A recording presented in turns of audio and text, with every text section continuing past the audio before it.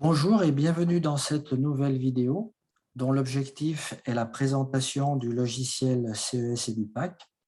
Ce logiciel est intéressant lorsque l'on veut comparer, choisir des matériaux pour une pièce en fonction, par exemple, de leurs caractéristiques, de leurs propriétés physiques, c'est-à-dire mécaniques, électriques, environnementales, etc. Voilà, donc sans plus attendre, eh bien, commençons donc à ouvrir le logiciel CES EduPack. Alors, à partir de là, eh bien, ce que je veux que vous fassiez, eh bien, c'est que vous complétiez au fur et à mesure que la vidéo se déroule, que vous complétiez le document que vous devez avoir à votre disposition et qui est en fait celui-ci. Donc, il y a plusieurs questions, la première, deuxième, troisième, jusqu'à cinquième. Voilà, donc au fur et à mesure que se déroule cette vidéo, eh bien, vous complétez les informations en posant la vidéo. Donc, en revenant sur le premier écran qui s'est affiché lorsque l'on a ouvert le CES EduPack, on constate qu'il y a deux niveaux. Ces niveaux se différencient par l'importance de la base de données, c'est-à-dire le nombre de matériaux qui sont dans chacun de ces niveaux. Dans le niveau 1, il y a à peu près une centaine de matériaux, alors que dans le niveau 2, il y en a à peu près 1000. Donc, il y a une sacrée différence entre les deux. Si vous préférez ou si vous voulez ouvrir ce logiciel et puis avoir des informations donc données en anglais, eh bien à ce moment-là, vous cliquez sur Level 1, Level 2. Donc, on va commencer, nous, par le niveau 1. On va commencer par celui-ci, même s'il est un peu limité. Et on va donc parcourir les différentes choses qui sont intéressantes, donc intéressantes dans le cadre que j'ai expliqué au tout début.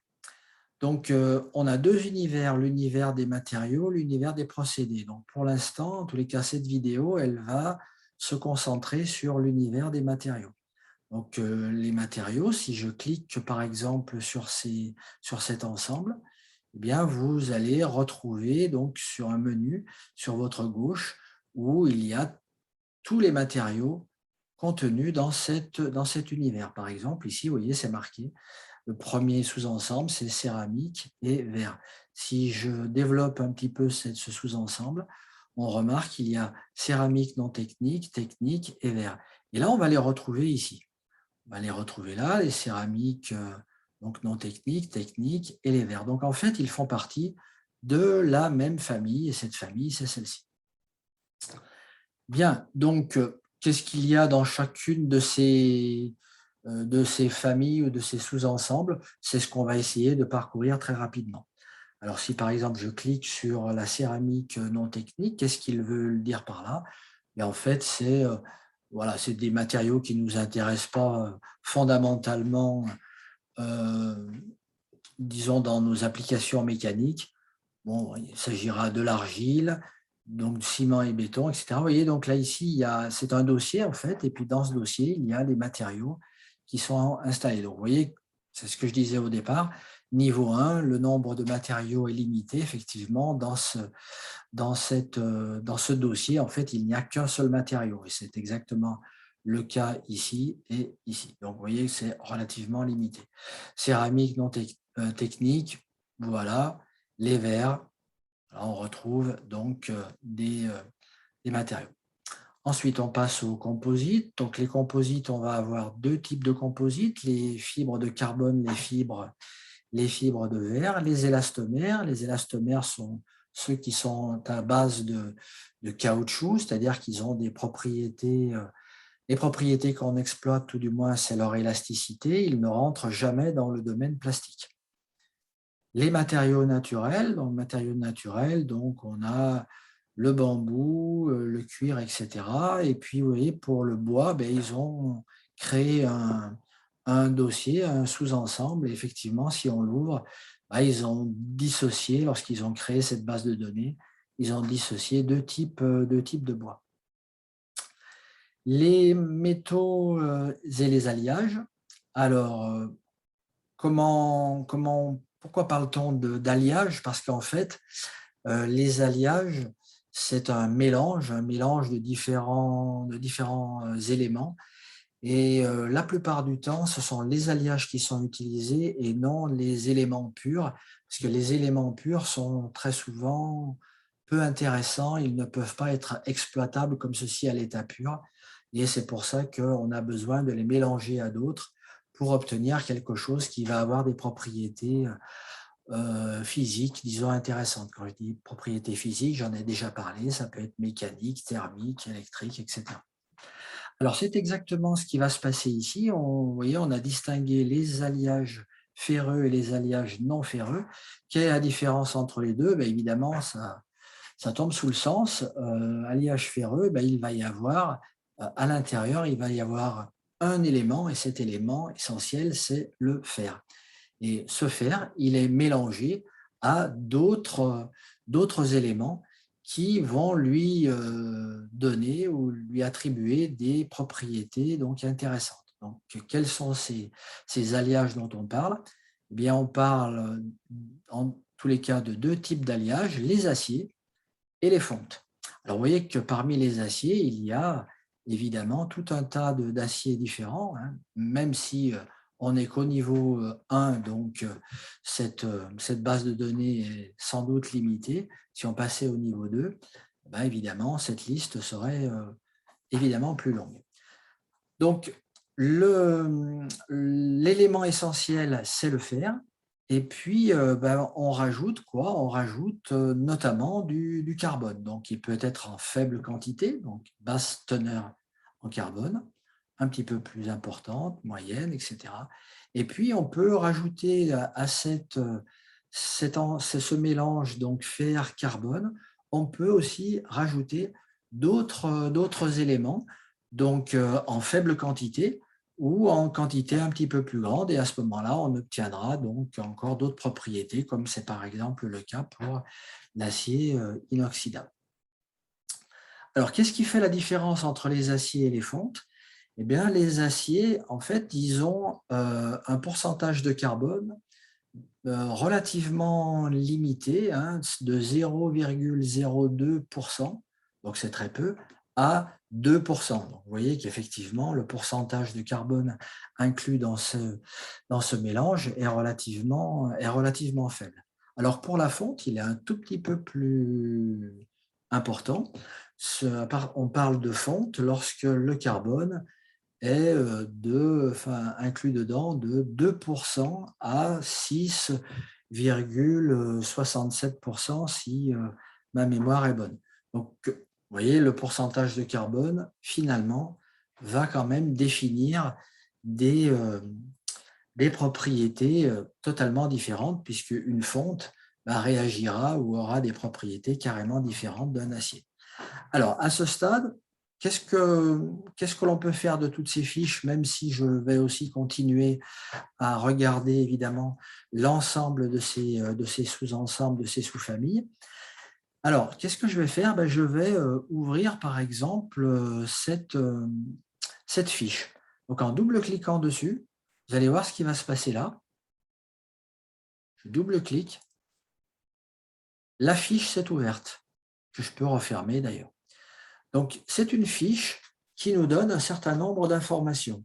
Alors déjà, il y a une petite description sommaire, sans doute un peu, la plupart du temps, un petit peu d'historique, un petit peu d'histoire, ça ne fait pas de mal. La composition, vous voyez, tout à l'heure, c'est ce que je vous disais, vous voyez le carbone, hein, donc qui est compris pour celui-ci, hein, donc à basse teneur, entre 0,02 et 3% de carbone. Donc, effectivement, c'est vraiment très, très peu. Mais malgré tout, ce n'est plus du fer tout seul, parce que le fer seul, bien ça n'aurait aucun sens. Quand on dit, par exemple, c'est une pièce qui est en fer, c'est évidemment quelque chose qui n'a pas de sens. Si on continue à regarder ou à exploiter cette fiche, on constate qu'on nous indique des propriétés générales, c'est-à-dire sa masse volumique en kilos par mètre cube, son prix moyen, donc vous voyez, il y a une fourchette, hein, donc ça sera d'ailleurs le cas pour toutes les propriétés, hein, une fourchette basse et haute, donc il faudra faire un petit peu une moyenne de tout ça. Les propriétés mécaniques, par exemple le module de Young, donc qui est disons, l'unité qui est utilisée, c'est le gigapascal. Un giga, ça veut dire 10 puissance 9 pascal. Mégapascal, 10 puissance 6 pascal, etc. Peut-être une toute petite remarque avec ce E3. En fait, c'est une notation qu'on appelle notation ingénieur. Il faut, lorsque l'on voit ça, eh bien, c'est exactement la même chose que 10 puissance 3. Donc, E3, ça veut dire 10 puissance 3. Voilà, donc propriétés mécaniques, un certain nombre de choses, des propriétés thermiques, électriques, optiques, environnementales. Donc, vous voyez, par exemple, cet acier-là, regardez, il est recyclable. Et donc, nous, on est de plus en plus intéressés par la recyclabilité ou, disons, les déchets, le retraitement des déchets. Donc, vous voyez qu'effectivement, ça peut être aussi un critère à un moment donné. C'est peut-être intéressant, certes un tout petit peu moins pour des techniciens de maintenance, mais malgré tout, c'est toujours quelque chose qu'il faut garder à l'esprit. Voilà. Alors, autre chose également, pendant que j'y suis, vous voyez qu'il y a un lien ici, univers des procédés, les procédés à la fois d'assemblage, de mise en forme, etc. Si je clique dessus, eh bien, on va nous donner des informations sur les procédés qui peuvent être utilisés pour cet acier-là, hein, en ce qui concerne, par exemple, le soudage. Ouais, par exemple, le soudage donc thermique, c'est-à-dire où il y a un apport de chaleur qui est nécessaire. Vous voyez, on va pouvoir le souder au chalumeau oxyacétylénique, on va pouvoir le souder par résistance, etc. Voilà, sa mise en forme, on pourra évidemment l'usiner, etc. Là, simplement petite information, forage, ça veut dire tout simplement perçage, quoi, si on peut dire comme ça. D'ailleurs, si je clique dessus, voilà, il y a également, pareil, une fiche qui nous donne des indications sur qu'est-ce qu'on entend par forage. J'avoue que le terme est un peu, un peu bizarre, mais bon, peu importe. Voilà, donc je vais fermer ceci. Je referme également cette fiche et je vais continuer. Alliage non ferreux, ça veut dire que dans cet alliage, dans ce mélange, il n'y aura absolument pas de fer. De quoi est-ce qu'il s'agit? Il y aura des alliages d'aluminium, de cuivre, etc. Voilà. Et donc, vous allez aussi avoir les mêmes informations lorsque l'on va donc ouvrir la fiche. Je continue. Les mousses, donc des mousses polymériques flexibles et puis rigides. Donc là, si on développe la sous-famille, on va se retrouver avec des choses un petit peu différentes. Les polymères, de quoi s'agit-il? En fait, les polymères, en clair, ce sont les matériaux plastiques. Ces matériaux plastiques, on distingue deux sous-familles, la sous-famille des thermodurcissables et des thermoplastiques. Thermoplastiques, ce sont ceux qui sont recyclables, à savoir, dans le terme thermoplastique, ça veut dire que lorsqu'on va les chauffer, lorsque la bouteille ou la pièce en plastique ou en thermoplastique est hors d'usage, il suffira de la chauffer et puis elle va pouvoir reprendre une nouvelle forme et donc elle aura accès à une nouvelle vie. Donc, vous pourrez regarder ces différentes fiches et puis constater qu'effectivement, elles sont bien recyclables, contrairement à ces plastiques-là. Et enfin, les verres dont j'ai parlé rapidement. Et puis voilà. Alors, à partir de là, bon, disons, en clair, vous avez donc complété, vous auriez dû déjà compléter la première question puisque justement, elle concerne toutes les propriétés comme ceci et elle concerne également un certain nombre de matériaux. Si vous ne l'avez pas fait, vous posez la vidéo et vous remplissez cette fiche. Alors maintenant, on va passer à la deuxième partie. Et dans cette deuxième partie, je vais me placer dans un contexte, une mise en situation particulière. Voilà, j'ai envie de faire du vélo, tiens, pourquoi pas. Et j'ai envie d'acheter un vélo et voilà, je ne sais pas trop lequel je vais choisir. Et qu'est-ce qui m'intéresse, moi? Eh ben, c'est, notamment, les différents choix qui me sont proposés. Alors, bah, je vais trouver, chez le marchand, bonjour monsieur le marchand, je vais retrouver des cadres en fibre de carbone, je vais retrouver des cadres, par exemple, en alliage d'aluminium. Je ne sais pas trop quoi choisir et avant d'aller, acheter ce produit, bah, je vais me renseigner un petit peu et pour me renseigner, je vais peut-être utiliser ce logiciel CES et Dupac puisque j'ai dit au départ que finalement, c'est quelque chose qui me permettait de comparer des matériaux. Alors, quand on compare des matériaux, eh ben, il faut, si on veut faire un choix, il faut d'abord définir des critères de sélection. Alors moi, je vais définir donc 2 critères de sélection. Le premier critère, c'est que je veux un vélo qui soit léger, donc qui ait une masse relativement limitée, hein. C'est bien, c'est mieux. Et donc ce critère de sélection bah, sera associé à une propriété, tout du moins, qui sera la masse volumique. Un autre critère de sélection que je vais choisir, c'est sa rigidité. Alors sa rigidité, elle sera, quand on dit rigidité, eh bien, elle va être, comment dire? Elle va être liée au module Young. Ce n'est pas tout à fait comme ça, mais pour simplifier, on va finalement s'intéresser, disons, au module Young, c'est-à-dire au module d'élasticité longitudinale. Alors, qu'est-ce que je vais faire pour ça? Eh bien, je vais donc comparer ces deux, enfin, disons, un certain nombre de matériaux donc, que je vais choisir. Et puis, je vais